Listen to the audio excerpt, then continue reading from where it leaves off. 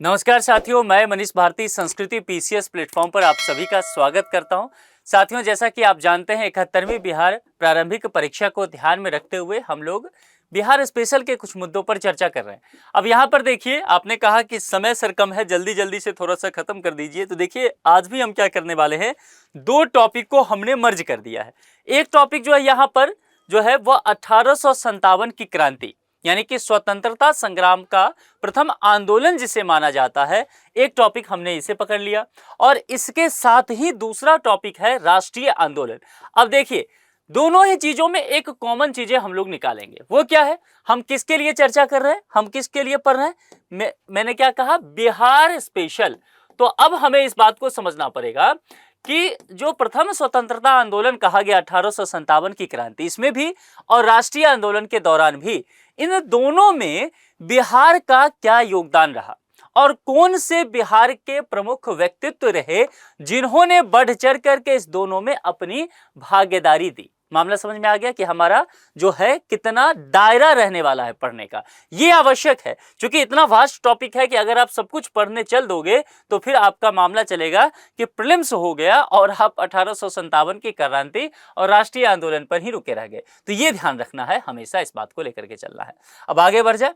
अब देखिए, 1857 की क्रांति और बिहार की भूमिका को लेकर के जब चर्चा करेंगे तो आपको जैसा कि याद होगा, प्लासी की युद्ध हमने पढ़ा था और मैंने आपको प्लासी के युद्ध में बताया था कि जो कि 1757 ईस्वी में हुआ। और मैंने कहा यही वो जगह है, यही वो युद्ध है, यही वो घटना है जहां से अंग्रेज भारत में पॉलिसी मेकर के रूप में दिखने लगे, नीति निर्माता के रूप में उनकी भूमिका जो है सामने आने लग गया। और फिर यह समझ में आने लग गया कि यह जो ब्रिटिश साम्राज्य है, इसका मकसद केवल व्यापार करना नहीं है, बल्कि व्यापारिक लाभ उठाना है और ब्रिटिश साम्राज्य का विस्तार करना है। तो भारत में अंग्रेजी शासन की स्थापना यहीं से शुरू हो जाती है। और स्थापना की शुरुआत के साथ ही दिलचस्प बात है कि विद्रोह भी शुरू होता है। जाहिर सी बात है, पूर्व से कोई भी व्यवस्था बना हुआ है, यदि कोई बाहर शक्ति वहां आती है तो जो पहले से स्थापित है उसके साथ उसका प्रतिशोध तो होगा ही। यही चीजें देखने को मिला। तो आप देखेंगे कि तमाम तरह के जो है विद्रोह देखने को मिले। जैसे कि आप देख सकते हैं बंगाल के क्षेत्र में आपको सन्यासी विद्रोह देखने को मिलेगा। गुजरात की अगर चर्चा करेंगे, वहां पर खानदोश हुआ था। खानदोश में किसान और संतोष की बात तो आई थी। संथाल को लेकर के हम देखते हैं, कोल विद्रोह देखते हैं, मुंडा विद्रोह देखते हैं, खासी, गोंड। ये कौन है, ये ज्यादातर ट्राइबल्स ग्रुप हैं। और ट्राइबल्स ग्रुप की एक खास बात है, वो जल, जंगल, जमीन, इसमें नहीं चाहते कि कोई दखल अंदाजी करे। और ब्रिटिश आया तो ब्रिटिश अपना जब विस्तार कर रहा है, अपनी पॉलिसी को लागू कर रहा है, तो वह चाह रहा है कि ट्राइबल्स भी उसके चीजों को मान ले। अब ट्राइबल्स को इसलिए मानना चाह रहा है कि अपने कंट्रोल में ले, क्योंकि वो जो जल, जंगल, जमीन है, यानी कि वो जो रिसोर्सेज है, नेचुरल रिसोर्सेज, उस पर ब्रिटिश का अधिकार हो। और ब्रिटिश चाहते ही तो ये थे ना कि यहां से संसाधन लेकर के ब्रिटेन भेजना है। औद्योगिक क्रांति हो रहा है तो वहां पर ये जो लोहा, कोयला, ये खपेगा। तो ट्राइबल्स के साथ निश्चित तौर पर प्राकृतिक संसाधन को हड़पने को लेकर के वो विद्रोह होता ही है। तो शुरू से ही देखने को मिला, बहुत सारे जनजातीय समूह जो है, ट्राइबल्स ग्रुप, वो सशस्त्र विद्रोह करने को उतर आए और ब्रिटिश सत्ता को वो लगातार चुनौती देते रहे। लेकिन इन सब चीजों में देखिए, ये तमाम तरह के विद्रोह जो हुए, कुछ किसान आंदोलन हुआ, कुछ जनजातीय आंदोलन हुआ, है ना, ये तमाम आंदोलन एक तरह से देखा जाएगा तो वो असंगठित था। यानी कि कोई इसका एक प्रमुख लीडर नहीं निकल के आ रहा था, क्षेत्र समझ में नहीं आ रहा था, इश्यूज को लेकर के बहुत क्लियर नहीं थे, है ना, किस तरह से रणनीति बनानी है, ठीक से लड़ना किससे है, जमींदार दुश्मन है या अंग्रेज दुश्मन है, ये सारी चीजें समझ नहीं पा रहे थे। तो प्रकृति इसका असंगठित था, स्थानीय स्तर का था कि भाई इश्यूज ये हुआ कि हमें इस जंगल को, इस 5 एकड़ के एरिया को खाली कराना है, झारखंड में कहा गया। अब वहां के जो ट्राइबल्स ग्रुप हैं वो विद्रोह करते हैं, तो मुद्दा क्या हुआ, बेहद स्थानीय हो गया। कुछ बातों को लेकर के बस वहां पर आंदोलन का वो चरण देखने को मिला। तो ये कह सकते हैं कि स्थानीय भी था और संगठित भी था और स्वतः स्फूर्त था। स्वतः स्फूर्त मतलब क्या होता है, यानी कि जैसे 5 लोगों को लगा कि भाई ये हमसे खाली हमारा जमीन करा रहे हो, वो 5 भिड़ गए लड़ने के लिए। कोई एक गाइडेंस करने वाला लीडर नहीं था, कोई प्लानिंग नहीं था, अपने आप वो उलझे थे, अपने आप लड़ना शुरू किए, जो भी उसका दंश हुआ खुद ही उनको झेलना पड़ा। तो ये तमाम विद्रोह इसी नेचर के थे। अब इसीलिए कहा जाता, अभी आपसे मैंने क्या बोला, 1857 की क्रांति बोलते हुए मैंने क्या कहा कि इसे हम कहते हैं भारतीय स्वतंत्रता संग्राम का प्रथम विद्रोह। लेकिन आप कहेंगे सर अभी आपने कहा कि सन्यासी विद्रोह की चर्चा कर दिया, किसान असंतोष की चर्चा किया, संथाल, कोल, मुंडा, खासी, गोंड सारे ट्राइबल्स आपने गिनवा दिए, फिर आप कह रहे 1857 प्रथम स्वतंत्रता संग्राम का आंदोलन है। इसको समझना है, इसीलिए मैंने वो सारे तर्क दिए कि वो जो था वो संगठित नहीं था, स्थानीय था, स्वतः स्फूर्त था, प्रभाव कम था। लेकिन 1857 में जो विद्रोह होता है इसका प्रभाव और इसका अगर स्वरूप देखा जाए तो वो काफी व्यापक रहा। और आप पूछेंगे व्यापक कितना, तो इतना अधिक कि ब्रिटिश को लगा कि उनकी नींव हिल गई है। ठीक है, उनको लगा कि सत्ता अब यहां यहीं ही खत्म हो जाएगा। तो इसका प्रभाव इसीलिए कहा जाता है कि काफी बड़ा स्तर पर देखने को मिला। अब इससे जुड़े हुए कुछ तथ्य जो है उसका देख लेते हैं। देखिए 1857 के विद्रोह के समय कुछ प्रमुख व्यक्तित्व जो है उनसे लगातार पीसीएस में प्रश्न पूछा जाता है। बात करने को हम सभी पर बहुत विस्तार से चर्चा कर सकते हैं, लेकिन परीक्षा के दृष्टिकोण से यह महत्वपूर्ण नहीं है। परीक्षा के दृष्टिकोण से आपसे यहां से सिर्फ क्या पूछा जाता है, ध्यान रखिएगा, वो फैक्ट पूछा जाता है। प्रश्न कैसे बनते हैं, पहले बनते हैं विभिन्न पीसीएस में, समझ लीजिए। एक प्रश्न मौखिक तौर पर आपको बताता हूं, दिया जाएगा कि निम्नलिखित में से 1857 के विद्रोह के समय प्रमुख व्यक्तित्व थे। चार विकल्प, चार नाम दे दिया, ए और बी विकल्प आप दिया जा रहा है, बी और सी ऐसे करके दो और फिर उसमें से कहेगा आपको सही का चुनाव करने के लिए। मामला समझ में आ गया? तो ये आपको सही से समझना पड़ेगा कि 1857 के विद्रोह के समय कुछ हस्ती जो है उसको लेकर के बात यहां पर किया गया। कुछ चीजों को जान लीजिए। लॉर्ड पामस्टन ये कौन हुआ करते थे? जब 1857 का दोस्तों क्रांति हुआ तो ब्रिटेन के जो उस वक्त के प्राइम मिनिस्टर थे उनका नाम था लॉर्ड पामस्टन। तो ये नाम ध्यान रखिएगा, ये पूछा जा चुका है, पहले से आगाह कर देता हूं। दूसरे बात, गवर्नर जनरल की आप बात जानते हैं कि भारत में शुरू हो चुका था, ये हम सब ने पढ़ा है पहले ही। तो यहां पर भारत में गवर्नर जनरल उस वक्त 1857 का कौन थे? बच्चे बच्चे की जुबान पे है, बचपन से आप पढ़ते हैं, कौन थे? Lord Canning. तो ये ध्यान रखिएगा। तीसरा जो पड़ता है वो मुख्य सेनापति को लेकर के बात की जाती है जो कि जॉर्ज एंसन हुआ करते थे। और चौथा देखिए ये कहां से शुरू होता है, ध्यान रखना है, मुगल सम्राट। 1857 और मैंने क्या कहा, 1857 को का प्रभाव बड़े स्तर पर रहा, नेतृत्वकर्ता कोई था। तो जितने भी लोग थे 1857 के जो विद्रोही थे ये सब पहुंचते हैं किसके पास? बहादुर शाह जफर के पास। बहादुर शाह जफर कौन है? मुगल सम्राट के आखिरी शासक है। मुगल सम्राट खत्म हो चुका है, मामला केवल लाल किला के अंदर तक, दिल्ली तक रह गया है। बहादुर शाह जफर बेहद बूढ़े हो चुके हैं, संसाधन नहीं है, वो मुगलियत जो शानो शौकत हुआ करता था सब खत्म। लेकिन फिर भी ये सारे विद्रोही जाके पहुंचते हैं कहां पे? बहादुर शाह जफर के पास। क्यों पहुंचते हैं? ये कहते हैं कि चूंकि मुगल साम्राज्य लगभग पूरे भारत पर राज किया है लंबे समय तक, यानी कि भारत को संगठित करने में इसका योगदान रहा है, तो सिंबॉलिक तौर पर भले ही आप बूढ़े हैं, भले ही आप ये हैं, लेकिन इस आंदोलन का नेतृत्व आप ही करेंगे। और ये कैसे करेंगे? तो प्रतीकात्मक रूप से करेंगे, यानी कि सिंबॉलिक तौर पर आप ही इसको लीड करेंगे इस आंदोलन को। इसीलिए कई बार आप देखेंगे पूछा गया है ये प्रश्न कि 1857 की क्रांति जो है उसके मुख्य नेतृत्वकर्ता निम्नलिखित में से कौन है? अगर इस तरह का प्रश्न आता है, चाहे वो मंगल पांडे हो, कुछ भी हो, वहां पर यदि बहादुर शाह जफर होता है नाम, तो आपको पता है टिक किस में लगाना है? मुगल सम्राट बहादुर शाह जफर। और इसीलिए अंग्रेज इनसे बहुत परेशान हो गया, बहुत चिढ़ गया अंग्रेज कि यही जो है इसी ने लीड किया है, इसको पकड़ो। और इनको उठा करके कहां पर पहुंचा दिया? म्यांमार की तरफ। आप जानते हैं कि बहादुर शाह जफर का कब्र भी यहां पर नहीं है भारत में, वो कहां है? म्यांमार। आपको ध्यान होगा प्रधानमंत्री नरेंद्र मोदी जब म्यांमार के विजिट पे गए थे तो उनके जो है वहां पर गए थे, जहां पर उनका मकबरा वगैरह वो सब बना हुआ है बहादुर शाह जफर का, वहां ध्यान रखिएगा। तो ये नाम अपने आप में बेहद चर्चा का विषय रहता है। मुगल सम्राट यही उस वक्त हुआ करते थे, इन्हीं के नेतृत्व में था। बाकी तीन नाम को भी ध्यान रखिएगा। थोड़ी थोड़ी जो कहानी मैंने समझाया है वो ध्यान रखिएगा, लेकिन कहानी नहीं पूछा जाएगा, इसलिए बता दिया कि फैक्ट आपको सीधे तौर पर याद रखना मुश्किल होगा, तो थोड़ा सा चीजें जान लेंगे तो दिमाग जो है मेमोराइज उसको कर पाता है। चलिए अब आगे बढ़ते हैं।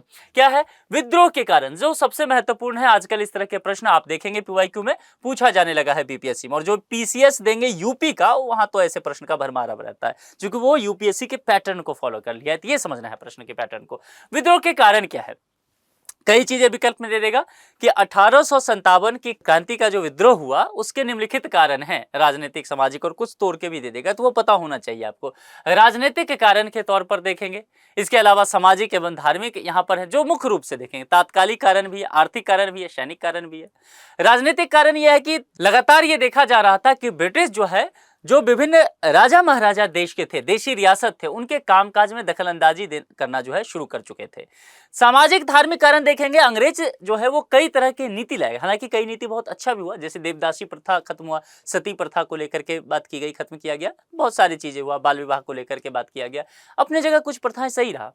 लेकिन भारतीय समाज के लोगों ने माना कि ये अंग्रेज जो है हमारे सामाजिक धार्मिक मामलों में हस्तक्षेप कर रहा है। ये होता कौन है हस्तक्षेप करने वाला, है ना? तो लोग इमोशनल हुए इस चीज को लेकर के, और लोगों में क्या हुआ, गुटबंदी बनने लग गया। लोग बात करने लग गए कि ये बाहर का कोई आया है, हमें डिस्टर्ब करने की कोशिश कर रहा है, हमें अपने पद्धति से जीने नहीं दे रहा है। और फिर तात्कालिक कारण तो आप जानते हैं, जो सेना का विद्रोह हुआ है ना, वो कहा गया कि गाय का और सुअर का चर्बी लगा हुआ कारतूस है, पहले दांत से खींचना पड़ेगा, फिर फायर करना पड़ेगा सेनाओं को, वही का दिया गया कारतूस ये। और फिर मंगल पांडे वाली कहानी, ये सब आप जानते हैं, आएंगे उस पर। फिर आर्थिक कारण जो है वह ये समझ में आने लग गया कि यहां से अंग्रेज आए हैं व्यापार करने नहीं, बल्कि यहां के धन को लूट करके और क्या करने के लिए, बाहर भेजने के लिए। कहां पर, ब्रिटेन में। और वहां फिर वस्त्र या जो भी प्रोडक्ट है तैयार होकर के वापस से भारतीय बाजार में ही महंगे दामों पर बिक रहा है।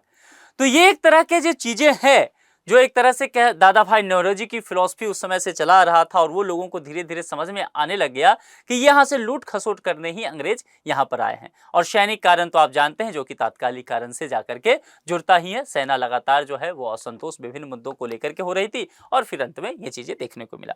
तो ये मुख्य कारण के तौर पर ध्यान रखिएगा। अगर यहाँ पर थोड़ा सा, चूंकि कई बार ऐसा दे सकता है प्रश्न में कि आर्थिक कारण रहा, तो आर्थिक कारण में क्या क्या रहा, तो ये ध्यान रखिएगा। हालांकि बहुत ज्यादा आपको इसके डिटेल में नहीं जाना है, मुख्य रूप से जो आपसे पूछा जा सकता है, देखिए आर्थिक कारण में 1813 ईस्वी में एक्ट मुक्त व्यापार नीति एक रहा, और औद्योगिक नीति भी रहा जो लाया गया, जो कि भारतीयों के विरोध में रहा, है ना। लेकिन सबसे महत्वपूर्ण ये है, इसको बस ध्यान रखिएगा। इसमें आपको कुछ पॉइंट ध्यान रखना है, और खास करके देखेंगे तो 3 बातें। वो क्या है, पहला भू राजस्व नीति को लेकर के चर्चा करेंगे तो 3 आया, स्थायी बंदोबस्त, उसके बाद रैयतवाड़ी, और तीसरा कौन है, महलवाड़ी। बस नाम याद रखिएगा, है ना, बाकी आपने डिटेल से इसमें पढ़ रखा है मॉडर्न हिस्ट्री पढ़ते हुए। तो ये 3 आर्थिक कारण में इसको ध्यान रखना है, इससे आपका काम चल जाएगा। अब यहां पर सामाजिक और धार्मिक कारण को लेकर के चर्चा करेंगे, तो जो 1813 के चार्टर से मिशनरियों को धार्मिक प्रचार की छूट दी गई, यहाँ के लोगों को लगा कि हमारा धर्म परिवर्तन करवा रहे हैं, ईसाई बनवा रहे हैं, खासकर ट्राइबल्स ग्रुप को लेकर के चर्चा में आया। सती प्रथा का हमने पहले ही आपको चर्चा किया। 1829, ये ध्यान रखिएगा बस, 1829 वो समय रहा जब सती प्रथा अधिनियम लाया गया। उसके बाद जो है आप जानते हैं कि आगे चल के लेक्स लोकी कानून आया 1850 में, और विधवा पुनर्विवाह अधिनियम 1856 में। बलपूर्वक धर्मांतरण लगातार कई जगह मिशनरियों के द्वारा देखा गया। अब चाहे वो विधवा विवाह को लेकर के बात हो, और जो है धर्मांतरण को लेकर के बात हो, भारतीय समाज चाहे वो किसी भी धर्म के हो, वह इस बात को नहीं झेल पा रहे थे, एडजस्ट नहीं कर पा रहे थे कि हमारे मामले में दखलंदाजी ये क्यों कर रहा है। राजनीतिक कारण में मुख्य रूप से हमने हालांकि कई चीजों का चर्चा किया था, जैसे कि मुख्य रूप से देखेंगे तो वो व्यक्तिगत नीति है, सहायक संधि है, मुगल सम्राट के अधिकार और नवाबों की उपाधियां लगातार छीना गया, फौजदारी और दीवानी कानून रहा। ये दोनों खास करके महत्वपूर्ण रहेगा, व्यक्तिगत नीति और सहायक संधि, है ना, ये ध्यान रखिएगा।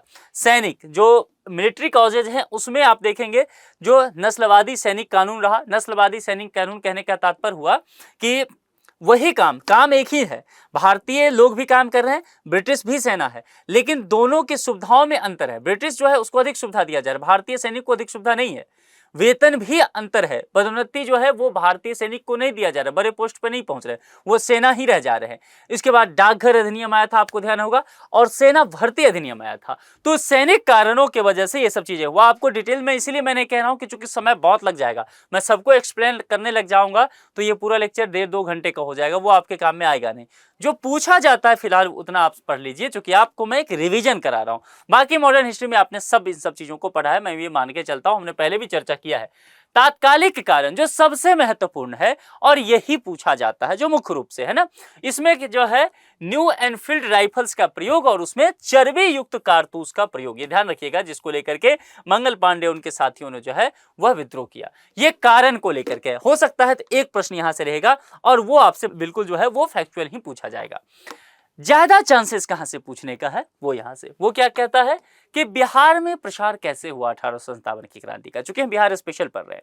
तो देखिए 1857 की क्रांति ने भारतीय इतिहास के साथ साथ बिहार के इतिहास को भी निश्चित तौर पर प्रभावित किया और यह क्रांति जो है ब्रिटिश साम्राज्यवाद के विरुद्ध देश में जितने भी सामाजिक, आर्थिक, सांस्कृतिक विचारक थे सभी में असंतोष भरा और वे आम लोगों तक पहुंचे। तो असंतोष जो है वह गली गली घर घर पहुंच गया। तो केंद्रीय स्तर पर यह क्रांति देखा जाए तो 10 मई 1857 को शुरू हुआ था। अविभाजित बिहार, अब ये अविभाजित बिहार क्या है, यहाँ देखिए ऐसे ऐसे चीजों को रोक करके समझ लेना है, क्योंकि प्रश्न यही से आ सकते हैं। अविभाजित बिहार कहने का तात्पर्य होता है साथियों, समझिए, आज का जो देखेंगे वह बंगाल देखने को मिलेगा और बंगाल में ध्यान रखिएगा बांग्लादेश भी पड़ जाता है, ठीक है। आज का जो आपको बिहार का हिस्सा है वह भी, आज का आपका जो झारखंड वाला एरिया पड़ता है वो भी, और आज का आपका ओडिशा का, ये सब उस समय जो है वो बंगाल ही हुआ करता था। तो अविभाजित बिहार की जब बात करेंगे तो हम उस समय की बात वहां पर करते हुए नजर आएंगे। तो इस क्रांति की शुरुआत, और अगर मॉडर्न डे में बात किया जाएगा तो फिर बिहार झारखंड को लेकर बात किया जाएगा, क्योंकि झारखंड 2000 ईस्वी में जो है वो अलग हो जाता है, किससे, मतलब बिहार से, और 1936 में कौन अलग होता है, उड़ीसा बिहार से। तो ध्यान रखिएगा, आजादी के बाद की चर्चा करेंगे अविभाजित बिहार का तो बिहार झारखंड को लेकर चर्चा होगा 2000 ईस्वी को लेकर के। मामला समझ में आ गया, ओके। अब चलिए यहाँ पर इस क्रांति की शुरुआत यहाँ पर अविभाजित बिहार में देखा जाए तो 12 जून 1857 को देवघर जिले के रोहिणी गांव में हुआ। और साथियों मुझे बताएंगे देवघर जिला कहां पड़ता है, झारखंड, है ना, झारखंड में एक जगह पड़ता है देवघर। इसी को अगर मान लीजिए देवघर शब्द बदल दे और बोल दे बाबा धाम, बैद्यनाथ धाम, क्योंकि बिहार के एरिया में यही बोला जाता है। तो किसी भी स्थानीय परीक्षा को आप देने जाएं तो वहां के स्थानीय शब्दों को, स्थानीय चीजों को समझ के जाइए, ये आपसे उम्मीद की जाती है। आप तब ना कहें कि हम तो देवघर पढ़ के आए थे, नहीं, कोई नहीं सुनने वाला, बैद्यनाथ धाम भी इसका नाम है। तो ध्यान रखना है, देवघर, बैद्यनाथ धाम, बाबा धाम वहां कहा जाता है, ठीक है। तो ये रखिएगा, यहाँ के रोहिणी गांव में हुआ था और 32वीं रेजिमेंट के 5 इरेगुलर कैलेवरी के 3 सैनिकों ने यहां पर विद्रोह कर दिया था। पूरे देश में तो सैन्य विद्रोह चल ही रहा था, उसके बाद जो है यहां से भी मामला तुल पकड़ लिया। पटना के कमिश्नर टेलर ने यहां के 3 प्रभावशाली मौलवियों मोहम्मद हुसैन, अहमदुल्लाह, वजीबुल हक को 19 जून को बहावियों की मदद करने के आरोप में क्या कर लिया, गिरफ्तार कर लिया। अब जब यह गिरफ्तारी होता है कमिश्नर टेलर के द्वारा, पूरे पटना में या यूं कह लीजिए पटना के आसपास हर एक जगह जो है तनावपूर्ण स्थिति हो जाता है। अब इस तनावपूर्ण माहौल में 3 जुलाई 1857 को पटना में एक पुस्तक विक्रेता रहते हैं, नाम आपने सुना है, कौन है, पीर अली, बहुत फेमस नाम है। बिहार को अगर पढ़ रहे हैं और पीर अली को आप नहीं जाने, बिहार तो छोड़ दीजिए, मैं कह रहा हूं 1857 की क्रांति पढ़ रहे हैं और आप पीर अली को नहीं जान रहे हैं, तो इसका मतलब है आपने 1857 की क्रांति को पढ़ा ही नहीं। पीर अली ने जो चुनौती दिया था अंग्रेजों को, वो अंग्रेज पूरा ब्रिटिश शासन हिल गया था इसकी बात को लेकर के। पीर अली वो शख्स है जो, इसको एक तरह से समझिए कि निश्चित तौर पर इनको फांसी ही दिया गया। तो जब फांसी इनको दिया गया तो इन्होंने बहुत ज्यादा जो है फांसी पड़ने से पहले एक बहुत जोशीला भाषण दिया था और उस भाषण में ब्रिटिश सरकार को बहुत दुत्कारा। इन्होंने इतना दुत्कारा कि कहा कि भाई तुम ये गोली नहीं खर्च कर सकते हो, जो अपने वतन पर मर मिटने वाले लोग हैं उसको तुम चौराहे पर लटका रहे हो, है ना। तो बहुत ज्यादा उस वक्त ब्रिटिश सरकार को लगा कि यार ऐसे ऐसे लोग देश में होंगे, उस देश को हम बहुत समय तक तो गुलाम बना के नहीं रख सकेंगे। तो पीर अली वो व्यक्ति है जो उन्होंने हिंट दिया था। ये क्या है, एक पुस्तक विक्रेता मात्र रहते हैं पटना में, और फिर जो है इनके नेतृत्व में एक व्यापक विद्रोह होता है। देखिए 1857 की क्रांति को मैंने कहा कि ये प्रथम स्वतंत्रता आंदोलन है, दुनिया यही कहती है। क्यों कहा, एक साधारण पुस्तक विक्रेता वो एक आंदोलन का नेतृत्व कर रहा है। स्वरूप देखिए कितना व्यापक हो चुका है, कितना गहरा हो चुका है।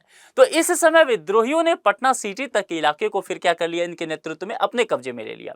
अफीम एजेंट, उसमें आपको पता है अफीम की खेती, तो अफीम एजेंट हुआ करता था लायल। लायल ने विद्रोह को दबाने की पूरी कोशिश की, लेकिन उसे सफलता नहीं मिला, क्योंकि विद्रोह काफी ज्यादा हो चुका था। वह सैनिकों के साथ फिर मारा भी गया, यही विद्रोहियों ने मार दिया। इसके बाद जो पटना के कमिश्नर होते हैं विलियम टेलर, उन्होंने विद्रोह का बड़ा ही कह सकते हैं कि निरंकुशता के साथ दमन कर दिया। बहुत निर्मम तरीके से दमन किया गया और उसमें देखा गया कि पीर अली सहित, चूंकि पीर अली नेतृत्व कर रहे थे, तो पीर अली सहित जितने भी नेता थे सभी को चौराहे पर पैर से लटका करके फांसी दे दिया गया। ये इसीलिए बहुत दर्दनाक घटना में से एक माना जाता है पटना का ये घटना। इसलिए मैं कहा कि पीर अली एक ऐसा नाम है जो आपको पता होना चाहिए, सम्मान के तौर पर भी और परीक्षा के दृष्टिकोण से भी। अगर आप बीपीएससी देने जा रहे हैं तो 1857 की अगर प्रश्न बनता है तो ध्यान रखिएगा, कुंवर सिंह, वीर कुंवर सिंह और पीर अली, ये दो ऐसे टॉपिक बन जाते हैं ना व्यक्ति के तौर पर, जहां से प्रश्न अधिक पूछे जाते हैं। अब चलिए इसके बाद अगर देखा जाए, अब घटना समझिए, पटना में ये सब चीज हो चुका है, पटना सिटी तक कंट्रोल में आ गया था, विद्रोहियों का बहुत ज्यादा उपद्रव हो चुका है, सैनिकों को मारा गया है। उसके बाद जो है, जो स्वतंत्रता संग्राम के कह सकते हैं कि सेनानी है, उनको फांसी दे दिया गया, पीर अली सहित। तो विद्रोह की चिंगारी अब आगे बढ़ता है। अभी तक गंगा के, बिहार के बीचों बीच होकर के यहाँ पटना है, गंगा नदी बह रही है, तो पटना इधर था, दक्षिणी मैदान में विद्रोह था। यह विद्रोह आगे बढ़ता है वैशाली और मुजफ्फरपुर के एरिया में। ठीक है, अब देखिए मुजफ्फरपुर के एरिया में जैसे विद्रोह पहुंचता है 25 जुलाई 1857 को, और संतुष्ट सैनिक वहां क्या करते हैं कि अंग्रेज अधिकारी होता है उसकी जाकर के हत्या कर देते हैं। अब यह मामला फिर पटना में गंगा किस्त पार, देखिए गंगा बीचों बीच बह रहा था, गंगा के दोनों पार एक्शन हो रहा है यहाँ पे। इसी दिन दानापुर छावनी पे चलिए, आज भी दानापुर छावनी आप देखेंगे हम, दानापुर छावनी के 3 यानी कि 7वीं, 8वीं और एक 40वीं रेजिमेंट होता है, इसके सैनिकों ने सबने विद्रोह कर दिया। और अगले दिन, अब ये विद्रोह कब होता है? 25 जुलाई को। 25 जुलाई को ही तो अंग्रेज अधिकारी की हत्या की गई, तीनों रेजिमेंट ने विद्रोह किया। अगले दिन 26 जुलाई आता है, तो 26 जुलाई 1857 को विद्रोही सैनिक जो हैं वो शाहाबाद जिला में फिर प्रवेश कर जाते हैं। और यहां से फिर एक बड़ा चेहरा बिहार का उभर के सामने आता है। वो आते हैं सैनिकों को जो मनोबल बढ़ाते हैं, नेतृत्व करते हैं, वो वीर कुंवर सिंह है। वीर कुंवर सिंह आरा के रहने वाले हैं। अभी हम उनके विषय में पढ़ेंगे, ऐसा हो ही नहीं सकता कि हम जो है अगर चर्चा करें मतलब बिहार के आंदोलन को लेकर के 1857 की भूमिका, और पीर अली को जैसे हमने चर्चा किया वैसे कुंवर सिंह की बात करना बेहद जरूरी है। बल्कि कुंवर सिंह बहुत बड़े चेहरा के तौर पर देखे गए और 80 वर्ष के वृद्ध व्यक्ति, और दिलेरी के लिए इन्हें जो है याद किया जाता है कि किस ढंग से इन्होंने काम किया। तो यहाँ पर सशक्त नेतृत्व करते हुए कुंवर सिंह नजर आते हैं। दक्षिण बिहार में कई और नाम आपको आ सकता है, एग्जाम में कई बार पूछा भी गया है, जैसे कि ठाकुर विश्वनाथ सहदेव का नाम आपने पढ़ा होगा, पांडे गणपत राय का आपने नाम पढ़ा होगा। इन लोगों ने जगह जगह पर जो है सैनिकों का नेतृत्व किया और विद्रोह को आगे बढ़ाया। इसे देख करके कंपनी के जो शासक हैं उन्होंने पटना, शाहाबाद, सारण, अब चूंकि मुजफ्फरपुर भी मामला जा चुका था तो मुजफ्फरपुर, ये मामला मुजफ्फरपुर से आगे बढ़ करके चंपारण की तरफ पहुंच गया, जो आज का पूर्वी चंपारण, पश्चिमी चंपारण है, वो बेतिया मोतिहारी वाला क्षेत्र, तो पूरा चंपारण अब जल रहा है आग में। तो ये सारा जगह है, इन सभी क्षेत्रों पर क्या कर दिया, मार्शल लॉ लागू कर दिया गया। दानापुर का सैनिक मुख्यालय जो था, जहां मेजर जनरल लोआउट जो था, उसके संरक्षण में रखा गया था। और 1857 के विद्रोह के दौरान मुंगेर का क्षेत्र अप्रभावित रहा। ये ध्यान रखिएगा क्योंकि बार बार ये प्रश्न पूछा जाता है। मुंगेर का क्षेत्र भी अगर आप देखेंगे इस एरिया में पड़ता है, तो मुंगेर का क्षेत्र अप्रभावित रहा। ये पूछा जाता है कई बार कि 1857 की क्रांति में बिहार का कौन सा क्षेत्र निम्नलिखित में से अप्रभावित रहा? दानापुर, मुजफ्फरपुर, चंपारण, मुंगेर। क्या टिक लगाएंगे? मुंगेर। प्रश्न भी साथ में बनाते चलिए अपने दिमाग में, तब बनेगा। दानापुर, गया, पटना, भागलपुर, मुजफ्फरपुर, चंपारण, ये सभी 1857 के विद्रोह के प्रमुख केंद्र थे, मुंगेर को छोड़ करके। मामला समझ में आ गया? अगर यहां से प्रश्न बनता है आप कर ले जाओगे। अब एक मुख्य चेहरा को लेकर के हम चर्चा करेंगे जिसकी बात हमने किया, जिनकी वीर कुंवर सिंह। अब जानते हैं वीर कुंवर सिंह को, इनके नाम से बिहार का बच्चा बच्चा वाकिफ रहता है। 80 साल के उम्र में इतनी बहादुरी करने वाला भारत के स्वतंत्रता संग्राम में कोई और दूसरे व्यक्ति नहीं देखे गए। जब अंग्रेज की एक गोली इनके हाथों में लग गया तो हाथ काट के गंगा नदी में प्रवाहित कर दिया, खुद से अपना हाथ काट लिया। और क्या कहा इन्होंने? चूंकि ब्रिटिश सरकार की एक गोली जो है वो मेरे शरीर को अपवित्र कर गई है। अब सोचिए कैसा दिलेर व्यक्ति होंगे ये। आरा के रहने वाले थे और इन्होंने उस वक्त सैनिकों का नेतृत्व किया था। सन 1857 की क्रांति में कुंवर सिंह का नाम कई उल्लेखनीय तरीके से लिया जाता है। वयोवृद्ध व्यक्ति थे, वयोवृद्ध शासक के तौर पर देखे गए, बहुत बहादुरी के साथ मुकाबला किया। यहाँ पर इनसे संबंधित जो प्रश्न पूछा जाता है वह उज्जैनिया राजपुत्र की शाखा से आते थे, राजपूतों की शाखा से, जो मालवा के परमार राजपूत से संबंधित थे। ये फैक्ट याद रखिएगा। ये कई बार पूछा जा चुका है। और वीर कुंवर सिंह का जन्म जो है बिहार के शाहाबाद के जगदीशपुर में सन 1782 में हुआ। उनके पिता का नाम साहबजादा सिंह और माता का नाम जो है यहाँ पर पंचरतन कुंवर था। ठीक है, ये ध्यान रखिएगा। उनके पिता साहबजादा सिंह जगदीशपुर रियासत के प्रमुख थे, जो एक उदार एवं स्वाभिमानी व्यक्ति माना जाते थे। शुरुआती शिक्षा दीक्षा वगैरह जो है ये सब वहाँ जगदीशपुर में ही इनका हुआ। और कहा जाता है कि मुख्य रूप से 3 भाषा हिंदी, संस्कृत और फारसी भी इन्होंने सीखा था। और पढ़ाई में इनकी रुचि बहुत कम थी, लेकिन घुड़सवारी हो, कुश्ती हो, तलवारबाजी हो, इन सब पर इनका अधिक ध्यान हुआ करता था। और यही वजह रहा कि आगे चल करके जो है इन्होंने वयोवृद्ध नेता के तौर पर नेतृत्व भी किया और बहुत दिलेरी के साथ अंग्रेजों का मुकाबला भी किया। 1857 ईस्वी के विद्रोह के परिणाम और प्रभाव क्या हो सकते हैं, इसको समझिए। परिणाम इतना मैंने कहा कि भाई व्यापक था, प्रभावशाली था कि कंपनी के शासन का अंत हो गया। कौन सी company? East India company. British सरकार ने भारत अधिनियम 1857 जो है वो पारित कर दिया 57 के अगले साल ही। ये हम सब ने पढ़ा है। इसके तहत कंपनी के शासन को समाप्त करके क्राउन को शासन को स्थापित कर दिया गया भारत में। ब्रिटिश क्राउन के प्रतिनिधि के रूप में अब भारत सचिव का एक नया पद बनाया गया। और भारत सचिव की सहायता के लिए आपको पता है कि एक मंत्री परिषद की गठन की गई, जिसमें कहा गया कि 15 सदस्यीय जो है वो मंत्रिमंडल होगा, मतलब मंत्री परिषद होगा। हितवादी सहकारी नीति का यहां से उद्भव होता है, ये महत्वपूर्ण है। विद्रोह के पश्चात जो है ब्रिटिश अपनी राजनीतिक सत्ता को अक्षुण्ण बनाए रखने के लिए थोड़ी से उदारवाद नीतियों को लेकर के आते हैं। उनको समझ में आ जाता है कि भारतीय समाज के जो तत्व हैं उसमें छेड़छाड़ मत करो, इनके धर्म में छेड़छाड़ मत करो, क्योंकि यहाँ पर भारत के लोगों के जो सामाजिक, आर्थिक, सांस्कृतिक चीजें हैं इसमें हम छेड़छाड़ करेंगे तो फिर ये हमें आर्थिक लाभ भी नहीं लेने देगा। आपने जनजातियों को छेड़ा, जनजाति जो है हर जगह विद्रोह किया। आपने सैनिकों को छेड़ा कि भाई कारतूस वाली चीजें, धर्म के इशू पे इतना सब कुछ हो गया, तो आप समझ गए अंग्रेज। तो भारतीयों को प्रशासन में प्रतिनिधित्व प्रदान भी करने के लिए तैयार हुआ, थोड़ा उदारवाद हुआ, हितवादी नीति अपनाई। देखिए हम तो आपके हित के लिए आए थे, मुखौटा ओढ़ करके काम करना शुरू किया। और इसके लिए भारत परिषद अधिनियम 1861 भी पारित किया गया। ये ध्यान रखिएगा, कुछ चीजें आपसे यहाँ पर पूछा जा सकता है। ठीक है, इसके अलावा जैसे कि सरकारी नौकरियों में नस्लीय भेदभाव को कम किया गया। लगातार सेना में यही प्रश्न चलता रहा कि नस्लीय भेदभाव होता है, ब्रिटिश सैनिक जो है उसको ज्यादा सुविधा और वेतन मिलता है, पदोन्नति, भारतीय सैनिक को नहीं मिलता है। तो 1861 ईस्वी में भारतीय नागरिक सेवा अधिनियम बनाया गया। इसके अंतर्गत क्या किया गया कि प्रत्येक वर्ष लंदन में एक प्रतियोगिता का आयोजन होगा, एक परीक्षा का आयोजन किया जाएगा। कहां पर होगा? लंदन में। ये ध्यान बस रखिएगा। जातीय विभेद को यहां से बढ़ावा मिल जाता है। ठीक है, यहां पर हिंदू मुसलमानों के बीच जो है सांप्रदायिकता पैदा की गई। यही वो समय है, ब्रिटिश समझ रहे हैं कि इस समाज को तोड़ना पड़ेगा। यहां तो हिंदू मुसलमान लड़ ही नहीं रहा है, एक साथ रह रहे हैं, है ना। तो यहां पर एक तरीका है कि हिंदू मुसलमानों के बीच सांप्रदायिकता उत्पन्न कर दी जाए। और आर्थिक नीति भारतीयों को समझ में आ गया था कि ये धन की निकासी कर रहे हैं। याद कीजिए दादा भाई नौरोजी क्या सिद्धांत, धन की निकासी का। तो इनको समझ आया भारतीयों को कि अरे हाँ सच में कह रहे हैं, तो धन की निकासी, हमारे संसाधनों को लेकर के ब्रिटेन जा रहे हैं। तो इन्होंने अपने आर्थिक नीति में परिवर्तन कर दिया।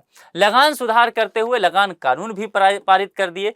और गवर्नर जनरल का जो पोजीशन था उस स्थिति में भी परिवर्तन किया गया। 1858 ईस्वी का जो अधिनियम आया था जिसपे अभी हमने चर्चा किया, उसमें देखा गया कि गवर्नर जनरल की स्थिति में उसी के साथ परिवर्तन हुआ और उसके पद की गरिमा को बढ़ा दिया गया। और बढ़ा करके क्या कहा गया कि एक पद लाया गया, ध्यान रखिएगा। वो पद क्या है? वायसराय। ठीक है, तो वायसराय पद का यहीं से सृजन होता है।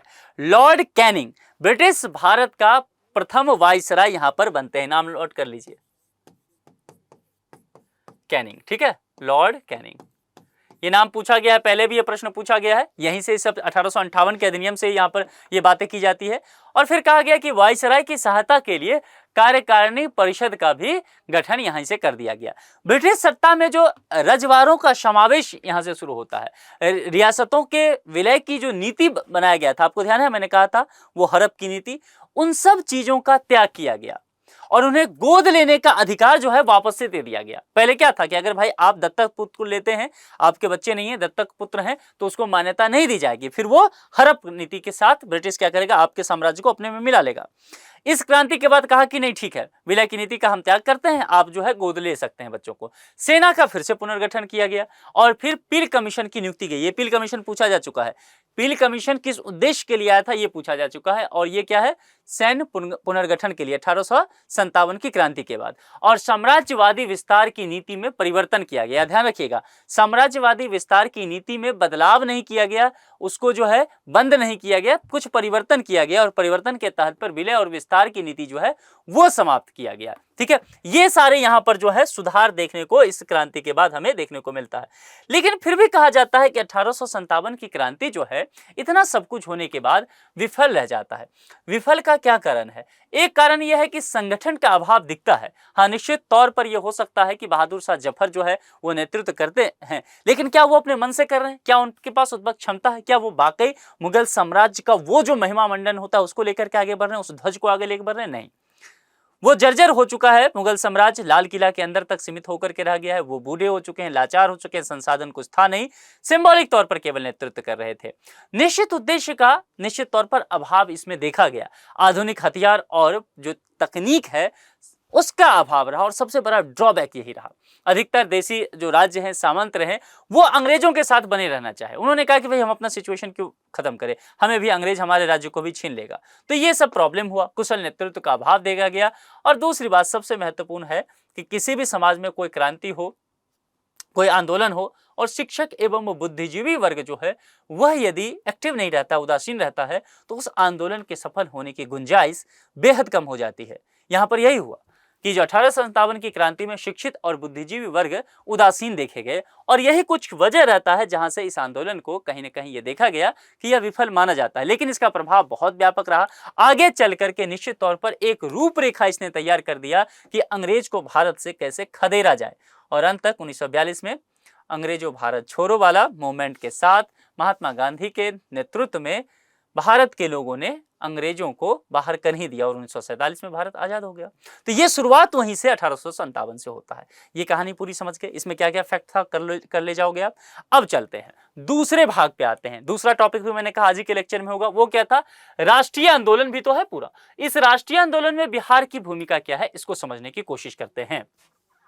बिहार का क्षेत्र जो है पिछली एक शताब्दी से भी अधिक समय से ब्रिटिश विरोधी आंदोलन का केंद्र बना रहा। मुख्य वजह बंगाल के साथ था। तो बंगाल, मिथिला, ये बिहार वाला हिस्सा, यहाँ के जितने लोग थे ये पढ़ने लिखने वाले थे, बुद्धिजीवी थे, शिक्षित थे, और कई लोग जो हैं यहाँ पर साम्राज्य, जैसे कि मैंने कहा कि जगदीशपुर की बात किया मैंने, दरभंगा महाराज का था। अब ये सब क्या है कि बहुत धन दौलत वाले थे, बंगाल में बहुत थे, तो काफी विद्रोह होता रहा, काफी क्रांतिकारी यहाँ से निकलते रहे। इस वजह से अंग्रेज बहुत परेशान रहा इस क्षेत्र से। बहावी आंदोलन की चर्चा करेंगे। बहावी आंदोलन जो है सीमित विद्रोहों और 1857 के संग्राम ने बिहार वासियों पर बहुत गहरा प्रभाव छोड़ दिया था।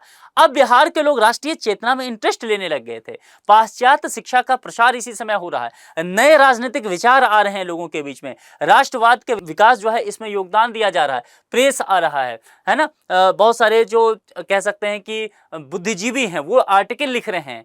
तो इन सब वजह से ब्रिटिश प्रशासनिक नीतियों के विषय में समझ में आ रहा है, और उससे फिर लोगों को असंतोष हो रहा है। बंगाल राष्ट्रीय आंदोलन का एक देखा जाए तो प्रमुख केंद्र बना, और इसका सीधा असर जो है वो बिहार पर आकर के पड़ता है। और बिहार में भी जमींदारी था, दरभंगा महाराज का, जैसे मैंने चर्चा किया। इन सब का प्रभाव जो है वो आगे चल करके अंग्रेजों पर पड़ जाता है। बिहार में राष्ट्रीय कांग्रेस के विभिन्न अधिवेशन की चर्चा करेंगे। अब सबसे पहले देख लीजिए स्थापना ए.ओ. ह्यूम ने की। ये यूपीएससी में भी पूछा जा चुका है कि कांग्रेस, जो कांग्रेस पार्टी आज भी है, तो कांग्रेस पार्टी की स्थापना किसके द्वारा किया गया? कांग्रेस पार्टी की स्थापना दरअसल किसी भारतीय के द्वारा नहीं किया गया था, ये आप सब जानते हैं। और ये जो है ए.ओ. ह्यूम नाम के एक अंग्रेज अधिकारी हुआ करते थे, रिटायर थे, उन्होंने ही किया था। भारतीय राष्ट्रीय कांग्रेस का प्रथम अधिवेशन जो है वो बम्बई, आज का मुंबई, वह कब हुआ था? 1885 में हुआ था। और अध्यक्षता कौन किए थे? बेमोस चंद्र बनर्जी। ये ध्यान रखिएगा, कोलकाता हाईकोर्ट के वकील हुआ करते थे बेमोस चंद्र बनर्जी, वो पहले अध्यक्ष यहाँ पर बन के आते हैं। इसीलिए कांग्रेस पार्टी के उत्पत्ति पर कई तरह के प्रश्न पूछे जाते हैं कि भाई जो है अंग्रेज द्वारा ही, ए ह्यूम द्वारा ही इसका स्थापना किया गया था। कई तरह के थ्योरीज हैं। कुछ कहा जाता है कि नहीं, ए ह्यूम जो है वो उदार व्यक्ति थे, सुधार चाहते थे, भारतीयों को एक मंच देना चाहते थे, इसलिए किया। कुछ लोग कहते हैं कि नहीं, अंग्रेजों का ये चाल एक तरह से एक चाल था कि असंतोष उत्पन्न होने से पहले ही मामले को समझ लो और फिर को उसको सॉल्व कर दो ताकि विद्रोह में ना उत्पन्न हो पाए। ये अलग तरह का डिबेट है। अगर आप मेंस में जाएंगे तब वहां पर चर्चा इसका किया जाएगा, प्रीलिम्स में इसकी जरूरत आपको नहीं है, या फिर यूपीएससी में इसकी जरूरत हो सकता है, वहां फिर करेंगे। 1912 बांकीपुर पटना 27वां अधिवेशन होता है। कौन कौन सा अधिवेशन होता है इसको लेकर के देख लीजिए। अध्यक्ष RN मधुरकर, जवाहरलाल नेहरू ने पहली बार किसी कांग्रेस अधिवेशन में इसी में भाग लिया था, ये ध्यान रखिएगा। 27वां अधिवेशन। 37वां अधिवेशन कहाँ होता है? वो गया में होता है, 1922 में होता है। बिहार में कहाँ कहाँ हो रहा है इसको देख लेते हैं। अध्यक्ष चित्तरंजन दास होते हैं। और फिर 1940 में 53वां अधिवेशन होता है, रामगढ़, ये कहाँ पड़ता है? झारखंड। अविभाजित बिहार की बात की जा रही है। अध्यक्ष जो है अबुल कलाम आजाद उस समय इसके अध्यक्ष हैं। बिहार प्रांतीय सम्मेलन की भी चर्चा कर लेते हैं लगे हाथ। प्रथम अधिवेशन 1908 में होता है पटना में, और अध्यक्ष कौन है? सैयद हसन इमाम, पूछा जा चुका है। द्वितीय अधिवेशन 1909 में होता है और ये भागलपुर में होता है, अध्यक्ष दीप नारायण सिंह, ये दोनों ही पूछा जा चुका है, इसको ध्यान रखिएगा क्योंकि ये आपसे पूछा जा सकता है। अब आगे चलते हैं। बिहार प्रांतीय सम्मेलन के बाद बिहार प्रांत की यहाँ पर मांग हो जाती है। देखिए 19वीं शताब्दी के अंतिम दशक में बिहार को एक पृथक राज्य में परिवर्तित करने की मांग बुद्धिजीवियों द्वारा प्रस्तुत की जाने लगी। खास करके अगर आप देखेंगे तो उस समय दरभंगा महाराज वगैरह जो हुआ करते थे, उन लोगों ने इस बात को लेकर के काफी बल देना शुरू कर दिया। 1894 में बिहार टाइम्स नामक एक पत्रिका था, उसका प्रकाशन आरंभ हुआ जिसमें बिहार को पृथक प्रांत बनाने की मांग रखी गई। सम्राट जॉर्ज पंचम 1911 12 सितंबर द्वारा दिल्ली दरबार, आप जानते हैं, बिहार को पृथक प्रांत बनाने की फिर उन्होंने घोषणा कर दिया। 22 मार्च 1912 को बिहार एवं उड़ीसा के बंगाल से पृथककरण का प्रस्ताव स्वीकृत हो गया और 1 अप्रैल 1912 बिहार एवं उड़ीसा एक नए प्रांत की स्थापना के तौर पर देखा गया। झारखंड भी उसमें ऑब्वियसली शामिल था, चूंकि उड़ीसा जो है 36 में अलग होता है। क्रांतिकारी राष्ट्रवाद को लेकर के चर्चा करेंगे। क्रांतिकारी राष्ट्रवाद देखेंगे तो बंग भंग विरोधी आंदोलन के क्रम में बंगाल में क्रांतिकारी राष्ट्रवाद का यहाँ पर प्रसार होता है। अनुशीलन समिति के माध्यम से सरकार के विरुद्ध हिंसात्मक संघर्ष की प्रेरणा दी।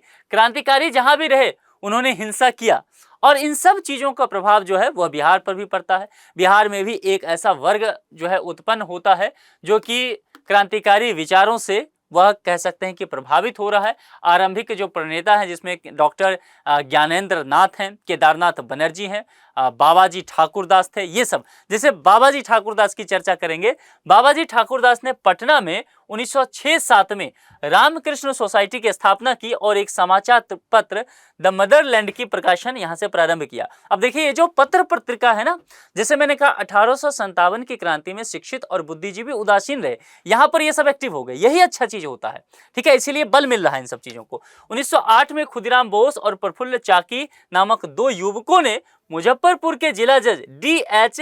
किंग्सफोर्ड की हत्या के प्रयास में उसकी फिटन पर बम फेंका। धोखे में 2 महिलाओं की हत्या हो गई जो फिटन पर सवार थी। ये सब कहानी हम जानते ही हैं, ये इस तरह की घटना है। यह मुजफ्फरपुर में एक विख्यात वकील प्रिंगर केनेडी की पत्नी एवं बेटी हुआ करती थी। खुदीराम बोस को पुलिस ने गिरफ्तार कर 11 अगस्त 1908 को फांसी दे दिया। हम सब खुदीराम बोस के इस फांसी के विषय में जानते हैं। जबकि प्रफुल्ल चाकी की बात करेंगे, प्रफुल्ल चाकी ने गिरफ्तारी से बचने के लिए पहले ही सुसाइड कर लिया। मुजफ्फरपुर बम कांड की घटना से यहाँ के नवयुवकों में एक उत्साह बढ़ गया और खास करके जिस तरह से खुदीराम बोस की वहां पर फांसी दिया गया उसके बाद और तो रेवती नाग, चुनचुन पांडे, बटेश्वर पांडे, छोटन सिंह, नलिनी बागची, कई सारे ऐसे नवयुवक रहे जो कि क्रांतिकारी आंदोलन में पूरी तरह से सक्रिय भूमिका निभाने लगे। सचेंद्र नाथ सन्याल 1913 में पटना में अनुशीलन समिति की एक जो शाखा है उसकी स्थापना करते हैं और ढाका अनुशीलन समिति के सदस्य रेवती नागर होती हैं। उन्होंने भागलपुर में और यदुनाथ सरकार ने बक्सर में युवा क्रांतिकारियों को ट्रेनिंग देना शुरू कर दिया। भूपेंद्र नाथ दत्त, ये नाम आपने सुना होगा, इन्होंने पटना में भवानी मंदिर क्रांतिकारी की स्थापना जो है वो करते हैं। अब ये कुछ ऐसे फैक्ट हैं जो लगातार आपसे पूछा गया है, लेकिन एक चीज और आपसे पूछा जा सकता है, वह है होम रूल आंदोलन। होम रूल आंदोलन लगातार पूछा जाता है विभिन्न एग्जाम में, तो इसको जरा देख लीजिए क्या क्या फैक्ट हो सकता है। भारत में होम रूल आंदोलन का जो प्रारंभ है उसको लेकर के पूछा जाएगा 1916 में, और नाम पूछा जाएगा एनी बेसेंट और बाल गंगाधर तिलक। ये 2 नाम ध्यान रखिएगा, ईयर और 2 नाम, एनी बेसेंट और बाल गंगाधर तिलक। मौलाना मजहरुल हक की अध्यक्षता में 1916 में पटना में होम रूल लीग की फिर यहां पर स्थापना भी होती है। ये दोनों फैक्ट न जाने कितनी बार पूछा गया है, तो इसीलिए इसको बहुत अच्छे से तैयार करके जाइए। अब पूरे लेक्चर के बाद कुछ महत्वपूर्ण तथ्य मैं दे देता हूं, कुछ फैक्ट दे देता हूं जो मैंने पीवाईक्यू में देखा है कि जगह जगह पीसीएस में या यूपीएससी में पूछा गया है, वो आपको पता होना चाहिए कि यहां से प्रश्न हो तो गलत ना हो। बिहार स्टूडेंट कॉन्फ्रेंस 1906 में होता है। इससे प्रमुख व्यक्तित्व कौन है? श्री कृष्ण सिंह, तेजेश्वर प्रसाद, इतना ध्यान रखना है। आगे 1921 में असहयोग आंदोलन के दौरान बिहार स्टूडेंट कॉन्फ्रेंस का 16वां अधिवेशन हजारीबाग में। हजारीबाग कहां पर है? यह अविभाजित बिहार की बात की जा रही है। आज हजारीबाग कहां पर जाता है? झारखंड में। ये चीजें ध्यान रखना है। जिसकी अध्यक्षता जो है सरला देवी ने की थी। बॉयज एसोसिएशन ये 1909 कहां पर? दरभंगा। स्थापक कौन? सुरदेव नारायण वर्मा। पटना उच्च न्यायालय की स्थापना 1916, सर एडवर्ड प्रथम मुख्य न्यायाधीश यहां पर नियुक्त होते हैं। पटना युवक संघ 1927, मनिंद्र नारायण राय। और पाटलिपुत्र युवक संघ 1929, अखिल भारतीय महिला सम्मेलन 1929, वह कहां पर? पटना में। ये फैक्ट ध्यान रखिएगा, इसमें से कई फैक्ट कई बार पूछा जा चुका है बीपीएससी में, तो ये चीजें आपसे गलती नहीं होना चाहिए, क्योंकि एकदम ये जो है ना बहुत आसान टॉपिक आपके लिए है, एकदम फैक्ट है, लगातार पूछा जाता है, तो ये तो आप गलत करके आ ही नहीं सकते। तो कुल मिलाकर के साथियों आज हमने दो लेक्चर को पढ़ लिया, 1857 की क्रांति, और दूसरा हमने पढ़ा कि स्वतंत्रता संग्राम के आंदोलन में बिहार का क्या भूमिका रहा। दूसरी बात, इस दोनों में स्वतंत्रता संग्राम के आंदोलन की अगर बात करेंगे तो 1857 क्रांति में भी प्रमुख व्यक्तित्व, और दूसरी बात चर्चा करेंगे तो स्वतंत्रता संग्राम में प्रमुख व्यक्तित्व, और इसमें भी बिहार के जो प्रमुख व्यक्तित्व रहे उन सब पर हमने विस्तार से चर्चा कर लिया है। इतना पहले आप तैयार कर लीजिएगा। अगर आप इतना जितनी बातें हमने किया फैक्ट के साथ तैयार कर लेते हैं ना, इस दो टॉपिक से यदि प्रश्न आता है तो वो आपका गलत नहीं होगा। इतना जब तैयार हो जाए तो आप किसी टेक्स्ट बुक को, नोट्स को पढ़िए, या नोट्स जो आपने बनाया उसको पढ़िए, लेकिन सर्वप्रथम इतनी पकड़ आपकी होनी चाहिए। ठीक है, आज के लिए इतना ही। आप लोग को लेक्चर कैसा लगा कमेंट बॉक्स में जरूर बताएं, और जल्द ही हम लोग हिस्ट्री को खत्म करके अब पॉलिटी की तरफ चलेंगे, फिर हम वहां भी चर्चा करेंगे। जुड़ने के लिए आप सभी का बहुत बहुत शुक्रिया। Thank you so much.